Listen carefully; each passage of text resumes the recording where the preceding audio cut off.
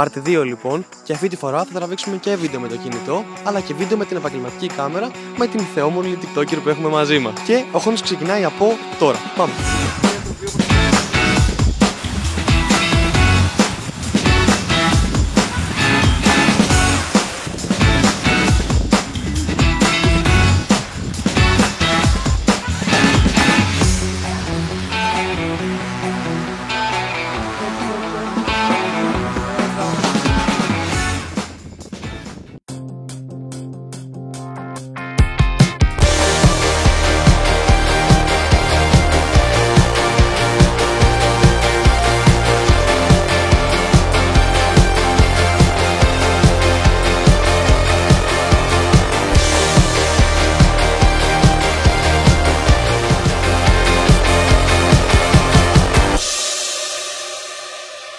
Μόλις ολοκληρώσαμε τα πλάνα μας με την επαγγελματική μας κάμερα και τώρα πάμε να δούμε αν μπορούμε να καταφέρουμε ένα παρόμοιο αποτέλεσμα με ένα iPhone.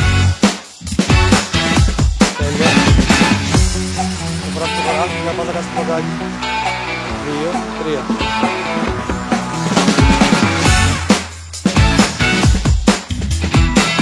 Κάμερα. Γυρνάς στην κάμερα, κάνεις ένα παιχνίδι. Τέλειο. Πάλι να κάτσεις δεξιά. Κοιτάξτε λίγο στην κάμερα.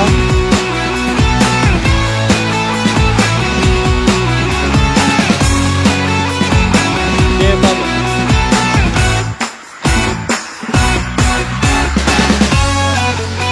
Ένα παιχνίδι με την κάμερα. Τέλεια. Θα κάνουμε ένα κύκλο να έχεις αντιμετωπίσει με την κάμερα. Ένα παιχνίδι με τα πόδια. Μπράβο, συνέχισε. Και φύγει από δεξιά.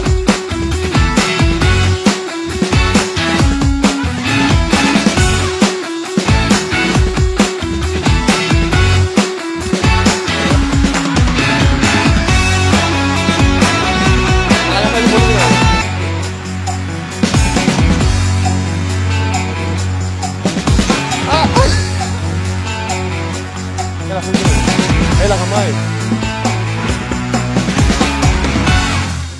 Είναι τέλειο ρε, έλα, αυτό το έχω.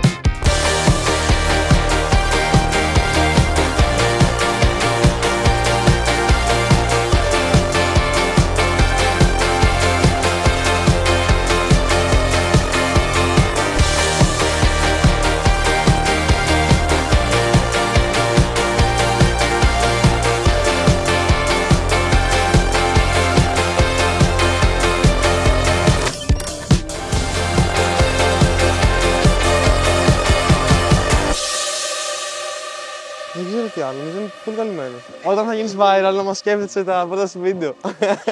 Εννοείται! Εσύ το ίδιο φυσικά. Το iPhone λογικά είναι πάρα πολύ κακό. Δεν ξέρω αν θα το έπαιρνα μαζί μου σε δουλειά, αλλά σίγουρα θα το έπαιρνα σε μια περίσταση. Θα το πάρεις σε δουλειά. Θα το παίρνεις σε δουλειά. Θα το παίρνεις σε δουλειά. Δηλαδή πρέπει να γίνει τόσο commercial που να πω ψέματα για να πάνε να πάρουν iPhone. Δεν μιλάς να πάρουν iPhone. Εγώ θέλω να λέω αλήθεια. Θα το έπαιρνα σε δουλειά, δεν θα το έπαιρνα σε δουλειά. Θα το έπαιρνα όμως σε μια περίπτωση που θα έπαιρνα εγώ κάμερα έξω. Θα το έπαιρνα. Και πολύ πιθανό να την άφηνα την κάμερα κάπου πίσω. Θα κάνεις το outro το βίντεο. Λοιπόν, πες το να μου κάνει like. Αφήστε like, subscribe, εδώ πέρα έχουμε το χρυσό. Πάμε λίγο. Πού θα βρείτε άλλο τέτοιο πλάσμα. Λοιπόν, ό,τι είπε, εγώ δεν θα πω κάτι. Πάμε επιτέλους να πιούμε τίποτα γιατί έχουμε κορακιάσει. Θα λέμε στο επόμενο.